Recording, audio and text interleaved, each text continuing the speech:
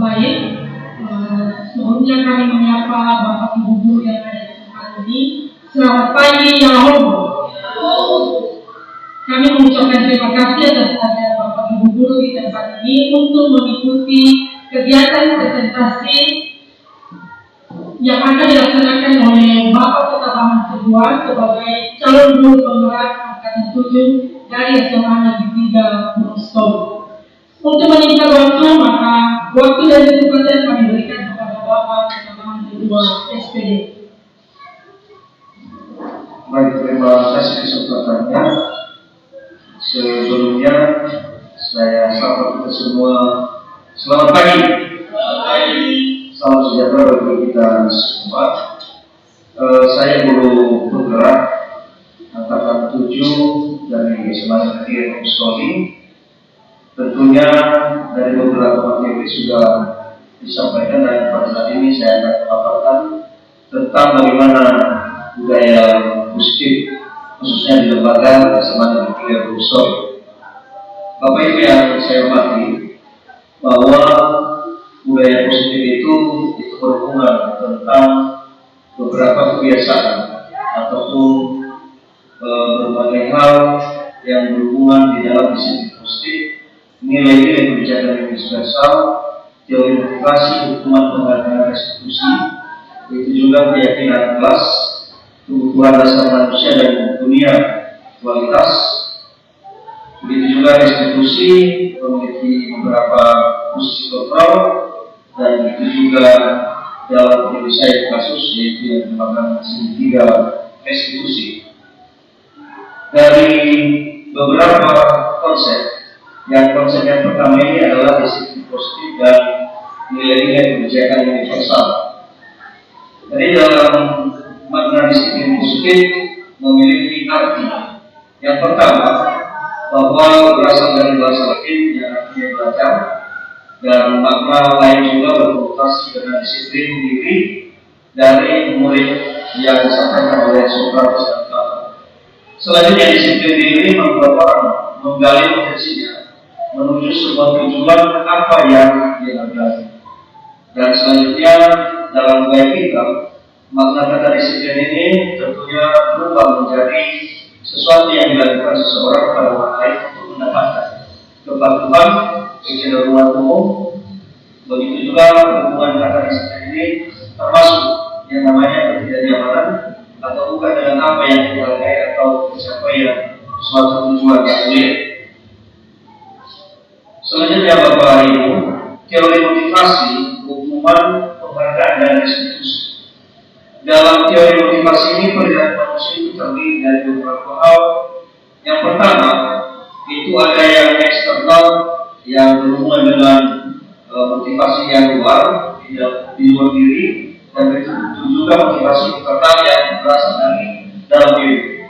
Kalau motivasi eksternal ini, yaitu ini contoh untuk menghindari ketidaknyamanan atau hukuman yang dilakukan, apa yang akan terjadi apabila saya melakukannya, itu terjadi secara eksternal di luar diri. Nah, itu juga untuk mendapatkan imbalan dari orang lain atau lembaga. Nah, apa yang akan saya dapatkan apabila saya melakukannya, itu juga motivasi internal ini berhubungan menghargai diri sendiri. Jadi saya akan menjadi orang yang seperti apa bila saya melakukan ini, juga bisa kita terapkan di dalam lembaga sebelumnya, terutama kepada peserta didik atau murid yang ada di sekolah, khususnya di SMA Negeri 3 Gunung Solo. Selanjutnya Bapak Ibu, tentunya dalam dunia atau kehidupan murid kita sesuaikan dengan zaman dan kebiasaan-kebiasaan. Jadi zaman ini menurut kebiasaan demokrat bahwa kemerdekaan itu artinya tidak hanya lepas dari perintah, akan tetapi juga sama untuk pemerintah diri sendiri. Jadi itulah yang datang secara internal dalam diri seseorang. Selanjutnya dalam kegiatan elektoral yang akan bahwa di mana ada kemerdekaan, disitulah harus ada disiplin yang kuat. Kiajar menyatakan bahwa untuk mencapai kemerdekaan atau dalam konteks pendidikan kita saat ini harus menciptakan murid yang merdeka. Berarti ada kebebasan, kita sesuaikan zaman dan kodratnya. Syarat utamanya adalah harus ada disiplin yang kuat. Itulah budaya positif itu, harus ada disiplin yang kuat sehingga tercipta sesuatu hal kebiasaan-kebiasaan yang mengarah kepada diri yang positif.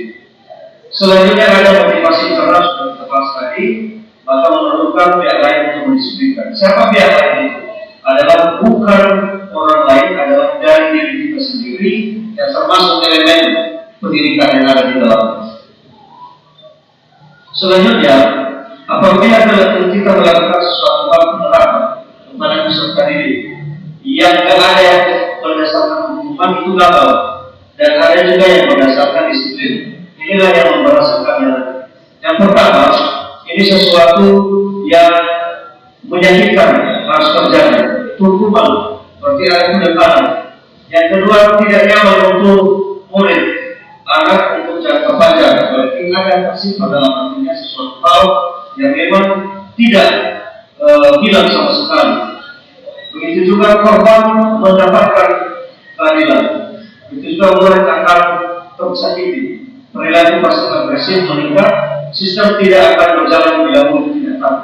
Itu juga berlaku banyak pada sebuah institusi, tidak berlanjut pada kehidupan nyata. Peraturannya contoh, ya, kamu harus melakukan ini, kamu harus berlari. Nah, itu salah satu contoh hukuman.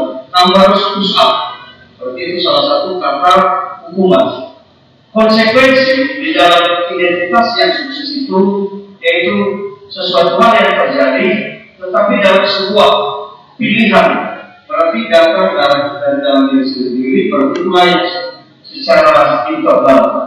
Selanjutnya, anak untuk jangka pendek dia memahami, sehingga mengajar untuk murid anak dalam jangka waktu yang panjang. Jadi ini termasuk konsekuensi dan begitu juga yang namanya restitusi. Tentu kita bertanya, apa itu restitusi? Restitusi itu adalah proses menciptakan kondisi bagi murid untuk memperbaiki kesalahan mereka, sehingga mereka bisa kembali pada kelompok mereka dengan karakter yang lebih kuat. Restitusi juga merupakan proses kolaboratif yang mengajarkan murid untuk mencari solusi untuk masalah mereka dan membantu murid berpikir tentang orang seperti apa yang mereka ingin dan mencari tujuan yang mulia. Bagaimana mereka harus membuat dan tentang orang lain. Jadi mereka juga berpikir apa yang mereka lakukan setelah mereka sesuatu hal mungkin melakukan suatu pelanggaran disiplin. Jadi datang dalam diri sendiri dan itu juga pengaruh kepada orang lain. Jadi mereka paham. Itulah restitusi itu, menciptakan kondisi bagi murid untuk memperbaiki kesalahan mereka. Jadi tidak selamanya murid itu akan melakukan hal demikian. Pasti ada perbaikan kesalahan jika mereka sadar di dalam diri. Itulah secara internal yang tadi. Selanjutnya Bapak Ibu, ciri-ciri restitusi ada 9. Yang pertama, bukan untuk menulis kesalahan, namun untuk belajar dari kesalahan. Itu ciri restitusi. Selanjutnya yang kedua, memperbaiki hubungan. Nah, memperbaiki hubungan mungkin ada musuhnya yang tersinggung atau orang lain yang tidak berkenan dengan apa yang dia lakukan. Itulah hubungan yang tadi bahwa dia sadar akan dirinya sendiri. Yang ketiga, tawaran bukan paksaan. Jadi kita memberikan pemahaman, penawaran kepada peserta didik kita. Selanjutnya restitusi menuntut untuk melihat ke dalam diri. Selanjutnya restitusi mencari kebutuhan dasar yang berdasar tindakan. Selanjutnya restitusi diri adalah cara yang paling baik. Restitusi fokus pada karakter, bukan tindakan. Jadi ibu-ibu rumah TK ini dalam era sekarang ini yang kita sesuaikan dengan zaman siswa itu bahwa bukan tindakan yang kita lihat, tetapi karakter seorang anak. Itulah karakter yang memang berasal dari dalam diri seorang anak. Selanjutnya restitusi fokus pada solusi. Jadi apa solusi dari sesuatu hal yang terjadi misalnya pelanggaran dalam keyakinan kelas, yang kita bahas keyakinan kelas. Jadi ada solusinya. Solusinya berhubungan terhadap diri sendiri si anak dan begitu juga kepada orang lain. Selanjutnya restitusi mengembalikan murid yang berbuat salah pada kelompoknya. Jadi menstabilkan suasana, menstabilkan situasi. Selanjutnya Bapak Ibu dalam belajar yang ketiga itu adalah mengenai keyakinan kelas. bukan peraturan. Kenapa harus keyakinan? Nah, jadi memiliki peraturan itu menggunakan nilai yang salah satu contoh ada kendaraan roda 2. Ini salah satu contoh. Ada juga mengapa kita memiliki peraturan 3M, jaga jarak 1,5 meter. Mengapa kita memiliki peraturan harus datang tepat waktu pada saat mengikuti pelatihan. Nah, untuk mendukung motivasi itu, tentunya motivasi yang berasal dari intrinsik kembali kepada nilai-nilai keyakinan. Kita yakini contoh orang menggunakan nilai, berarti apa resiko yang terjadi apabila tidak menggunakan nilai. Jadi seseorang meyakini bahwa jatuh dari kendaraan akan membuat berisiko dalam dirinya. Itulah yang disebut dengan keyakinan. Jadi bukan peraturan, keyakinan. Yang mungkin di kelas kita buat keyakinan kelas. Kalau mungkin di sekolah, keyakinan sekolah. Bisa saja kita buat demikian. Selanjutnya Bapak Ibu yang dalam sebuah video yang mungkin termasuk dari apa yang sudah kami buat sebelumnya.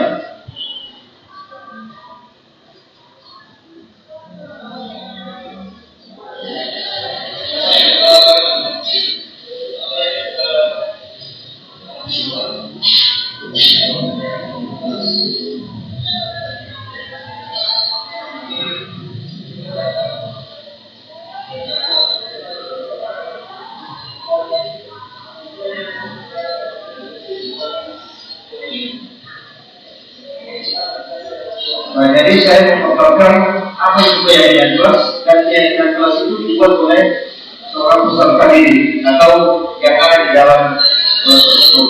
Ya.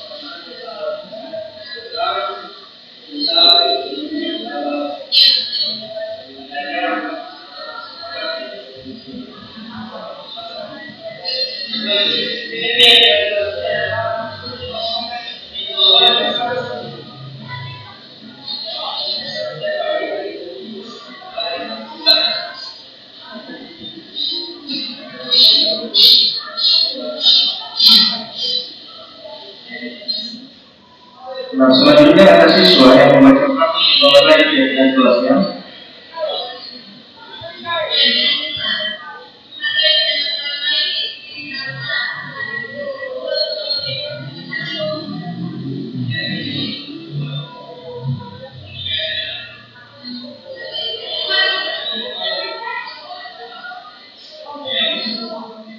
Nah, jadi Bapak Ibu, mereka menentukan memberikan keyakinan kelas dan memang dipatuhi, diyakini bahwa itu dilaksanakan.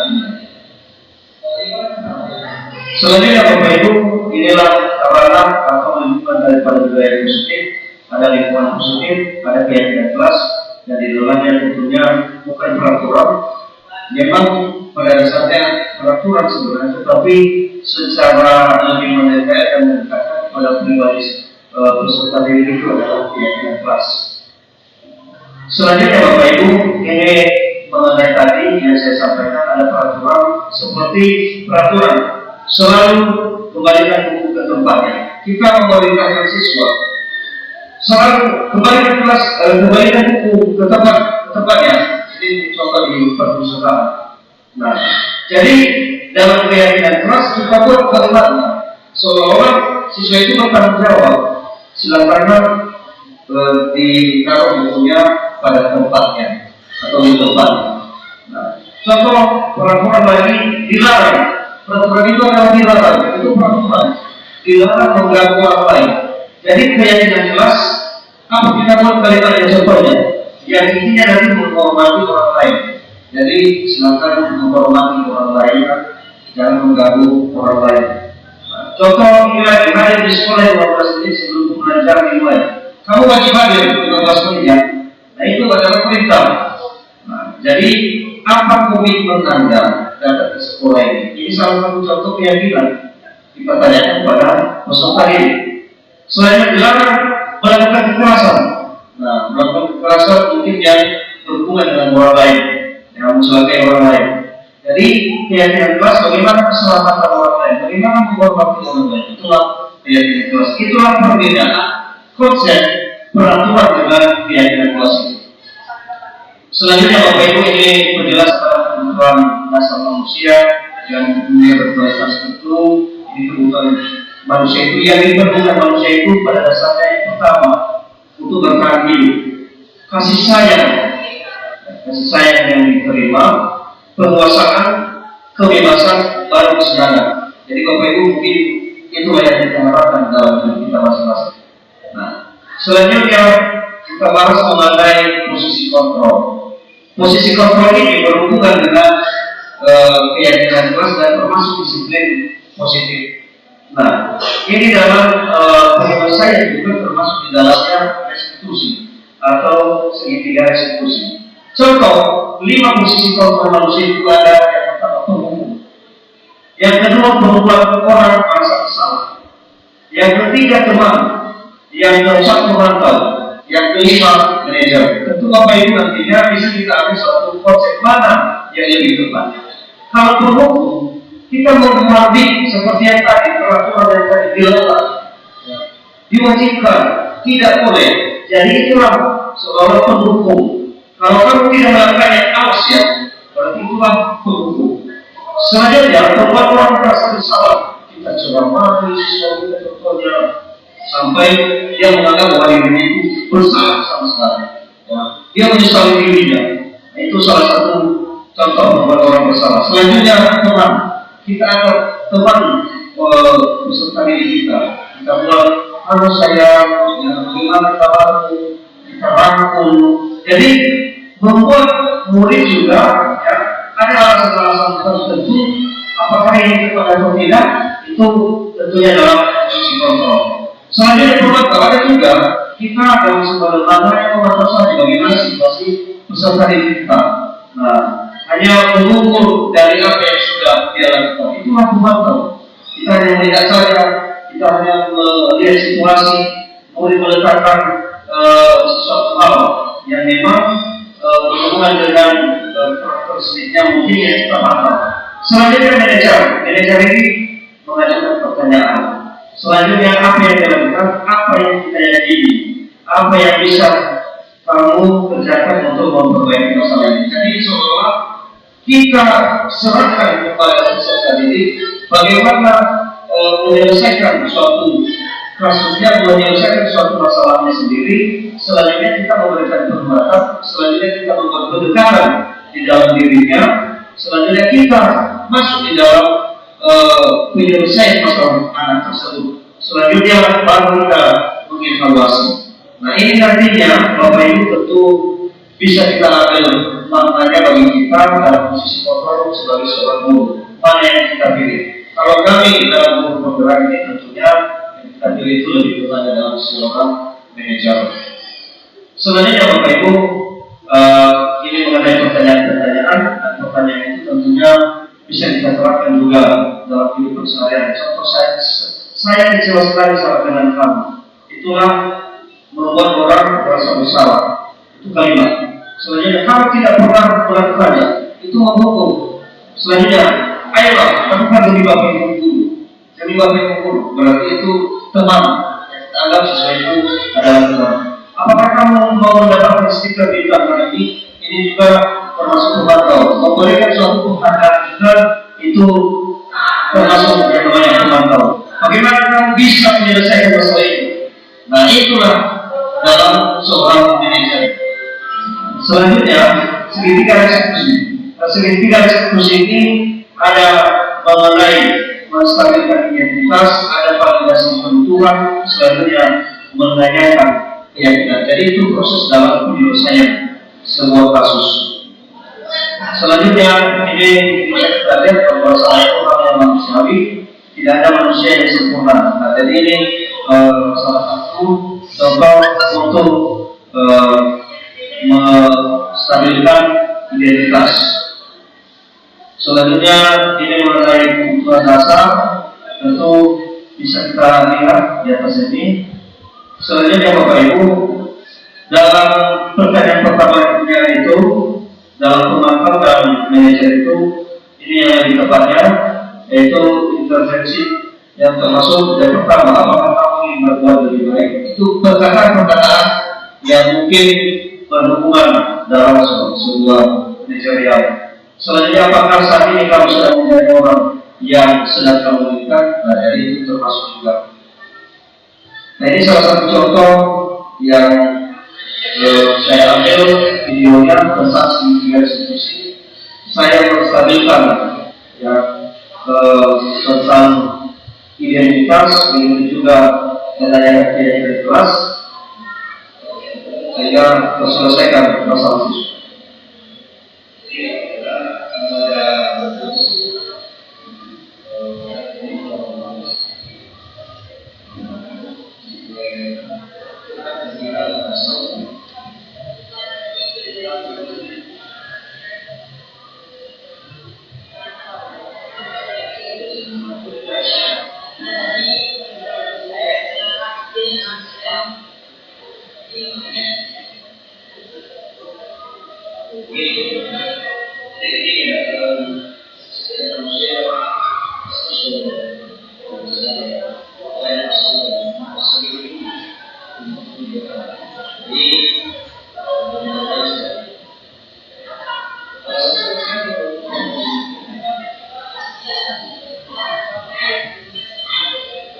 Nah, jadi itu salah satu contoh atau konsep yang saya lakukan di kelas. Selanjutnya, ini juga kasus yang sama, dan apa yang menjadi testimoni ini kita dengarkan.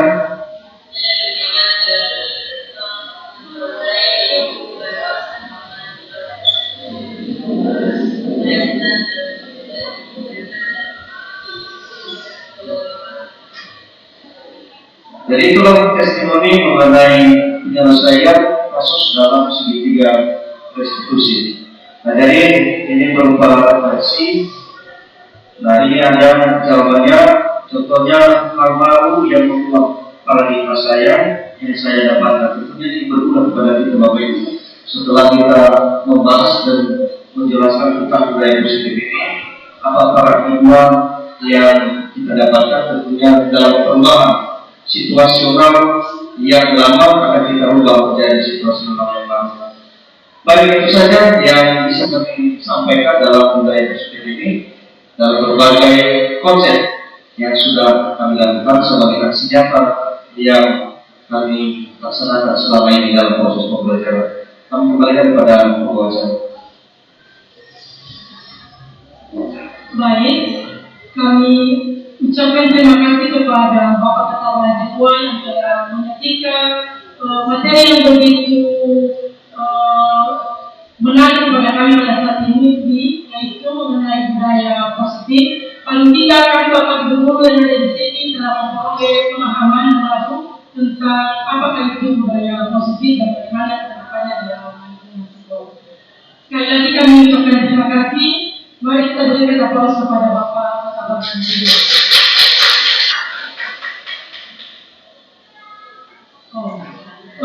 Sebelum kita tutup, seandainya ada Bapak Ibu Guru di sini yang mau memberikan pertanyaan, saran atau pendapat, kami berikan kesempatan.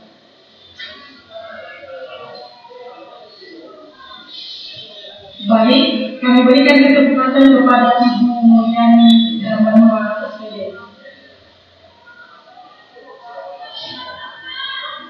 Baik, terima kasih atas waktu berbincang kami. Sungguh luar biasa materi yang disampaikan oleh narasumber kita ya pada pagi hari ini.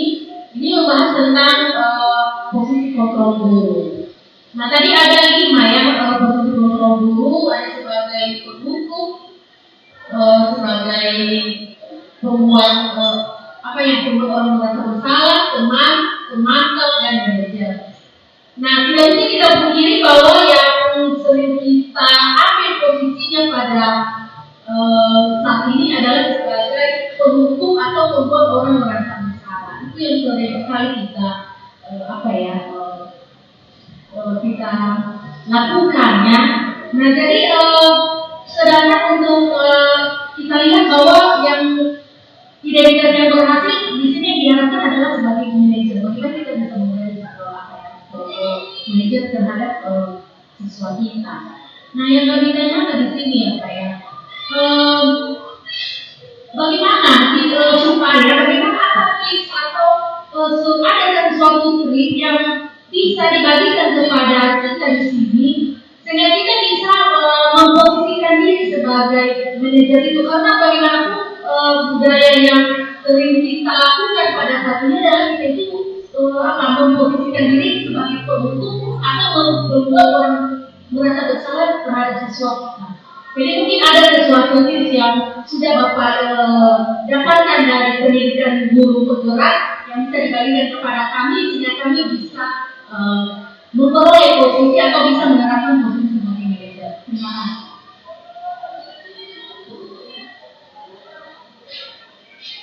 Baik, terima kasih pertanyaan dari Ibu Yanita Marwa.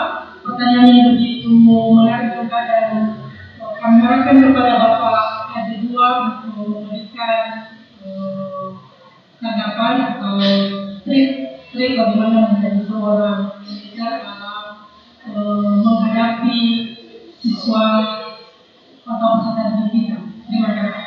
Baik, terima kasih Ibu MY Lambanua. Luar biasa, bagus sekali dan menarik mengenai apa yang ditanyakan oleh Bu MY.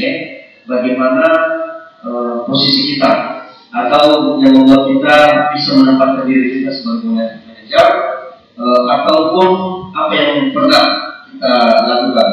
Jadi yang saya lakukan selama ini tentunya dalam program pendidikan guru penggerak dulu, sebelumnya memang saya tidak memahami bagaimana pribadi seorang peserta didik atau seorang murid.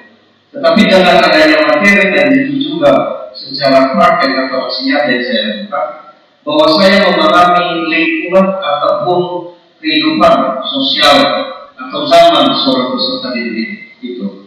Jadi keadaan seorang peserta didik itu pasti berbeda dengan situasinya. Jadi kita tempatkan diri kita itu bahwa di zamannya siswa itu kita berada.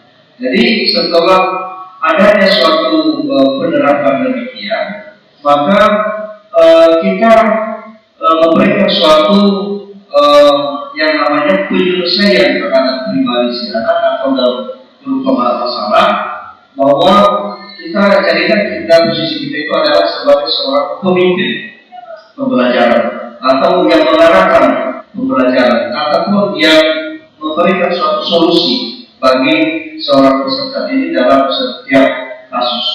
Jadi ini adalah salah satu contoh tadi mengajukan pertanyaan. Baru ada yang namanya apa yang kita yakini, apa yang bisa kita kerjakan untuk memperbaiki masalah. Jadi kita memperbaiki masalah seorang siswa itu bukan orang lain yang memperbaiki masalahnya, tetapi dia sendiri yang bisa memperbaiki masalahnya. Jadi ada penguatan yang ada di dalam diri seorang peserta didik kita adalah penguatan internal. Kita berikan penguatan kepada pribadi seorang peserta didik. Selanjutnya, bahwa diri seorang murid itu bisa memahami bahwa dia ada kualitas yang ada di dalam dirinya, ada kemampuan yang ada di dalam dirinya, bahwa seorang anak itu pasti ada kelebihan di dalam dirinya, walaupun karakternya berbeda-beda, pasti ada kelebihan yang dimiliki di dalam dirinya. Nah, baru kita laksanakan evaluasi. Setelah itu kita memberikan suatu pemahaman bahwa segala sesuatu hal yang dilaksanakan oleh peserta didik itu berguna untuk masa depannya, berguna terhadap dirinya sendiri, dan begitu juga berhubungan terhadap lingkungan sekitarnya. Nah, lingkungan sekitar termasuk yang di dalam lembaga kita, begitu juga termasuk di luar lembaga kita. Jadi itulah hubungannya. Jadi itu posisi kita sebagai manajer ini, pendekatannya kepada peserta didik, begitu di dalam sebuah pembelajaran, begitu juga dalam menyelesaikan sebuah permasalahan ataupun kasus yang telah terjadi dalam pelanggaran keyakinan kelas. Jadi itu yang bisa kami pahami dari sini mengenai posisi kita sebagai manajer. Dan itu juga ya, dalam sebagai kelompok teman, di dalam kelompok teman. Jadi kita bisa memposisikan diri kita sebagai manajer, kita bisa berkolaborasi dengan orang lain. Kita bisa memberikan pemahaman tentang bagaimana solusi peningkatan mutu pendidikan dan yang berhubungan tentang pendidikan. Contohnya. Jadi itu saja Bapak Ibu yang bisa kami uraikan. Jadi itu Ibu Kemi tentang posisi manajer ini. Terima kasih luar biasa. Kami kembalikan.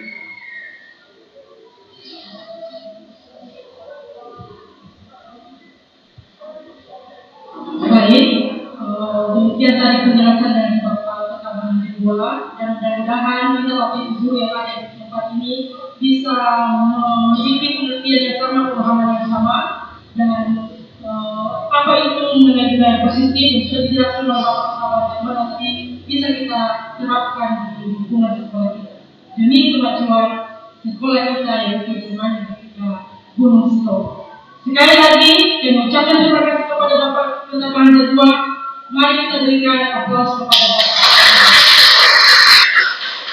Sekian dan terima kasih. Mohon.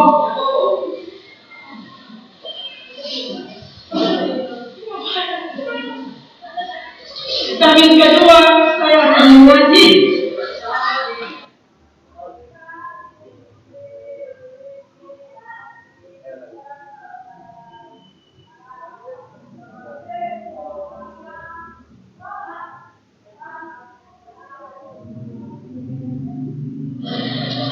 Baik, apa yang sudah kalian buat dalam keyakinan kelas silakan ditempel di atas, nanti dibacakan lalu ditempel dibacakan, dan itu wajib. Itu yang harus kita lakukan tentang dua ini.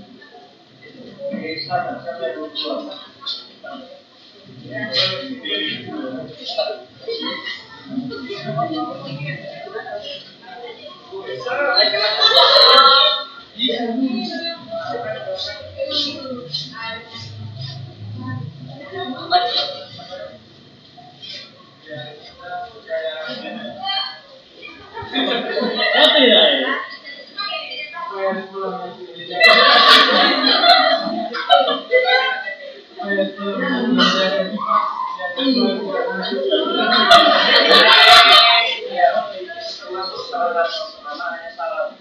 Agar bisa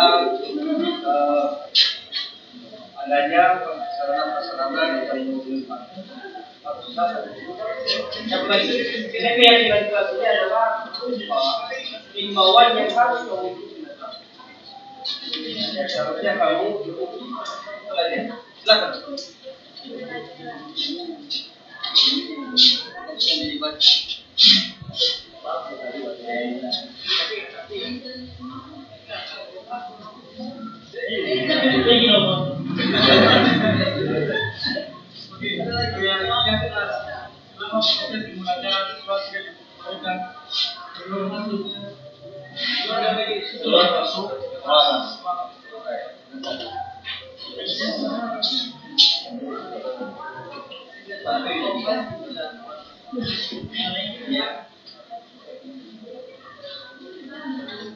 Keyakinan kelas ketika guru sedang mengajar, siswa dilarang ribut atau menggunakan HP. Kecuali kalau memang ya, mendukung daripada materi yang akan kita gunakan. Baik, silakan.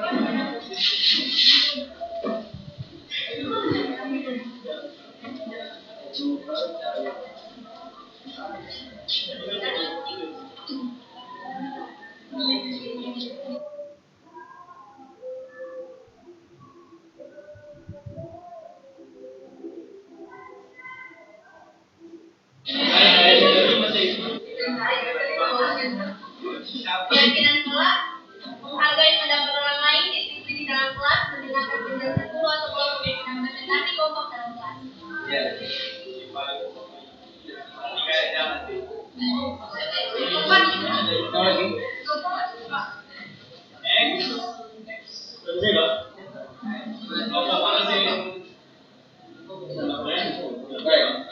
Sama semua.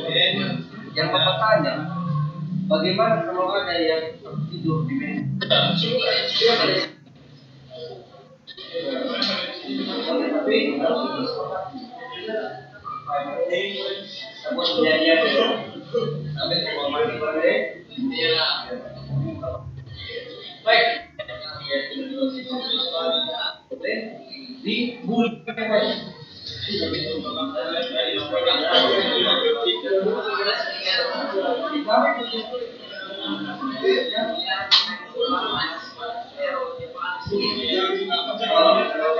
bicara itu belum hanya membaca saja, tapi tidak ada tujuan.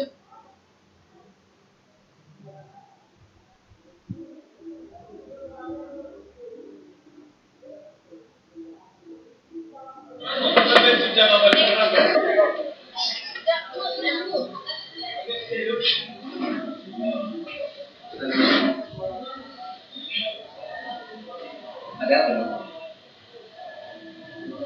Kamu tahu kenapa Bapak panjang? Jadi Bapak dengar kamu ada masalah, ada keributan sekali. Ceritakan bagaimana masalah ini? Lupa jadi dari saya sempat situ semua.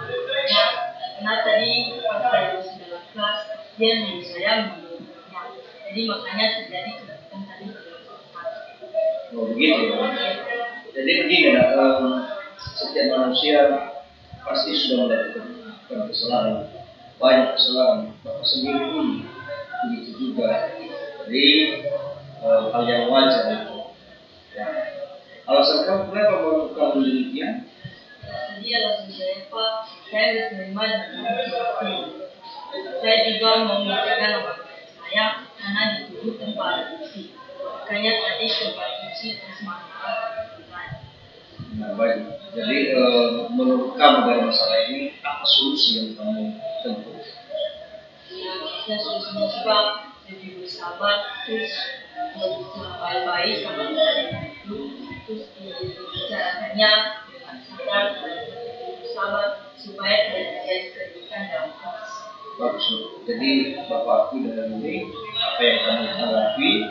Selanjutnya kamu sadari kan bahwa kita sudah memiliki keyakinan keras bahwa setiap siswa tidak boleh ribut di dalam kelas atau di lingkungan sekolah. Jadi kamu tahu itu kita memiliki keyakinan keras. Saya sadar kita memiliki keyakinan keras. Saya sadar saya salah melakukan. Nah, jadi dengan masalah ini jangan sampai mengulanginya lagi, gitu nah. Nah, jadi itulah harapan kamu ya untuk mengenai masalah ini. Saya berharap kedepannya lagi jadi jangan terjadi menghadapi dengan salah bukan minta solusi Nah, bagus. Jadi jangan diulangi lagi karena masalah ini menjadi pedoman, acuan dan menjadi dasar dalam peningkatan atau dalam belajar ini kan ya. Baik ya, silakan kembali ke kelas.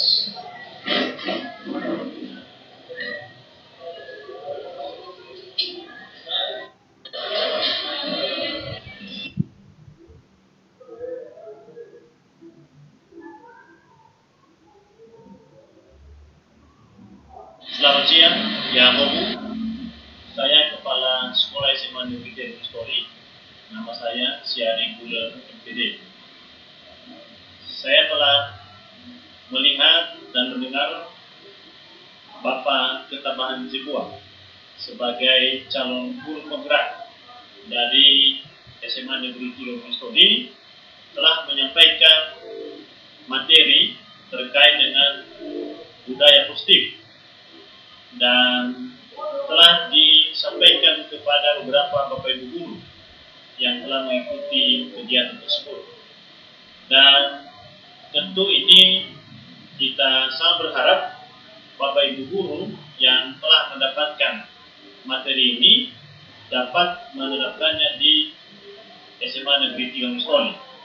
Dan kiranya materi ini akan membawa perubahan positif di SMA Negeri 3 Mustoli, terutama di dalam meningkatkan disiplin atau budaya positif di kalangan peserta didik SMA Negeri 3 Mustoli.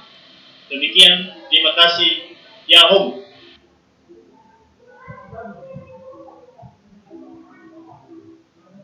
Semuanya, selamat siang. Saya yang bernama Piat Tigeri Mantelon Banua, adalah salah seorang guru yang mengajar di SMA Negeri 3 Mustoli, sekaligus sebagai rekan kerja dari Bapak Pertamaan di Buah yang merupakan calon guru penggerak angkatan 7. Saya memberikan beberapa testimoni saya mengenai materi yang telah disampaikan oleh beliau pada hari ini.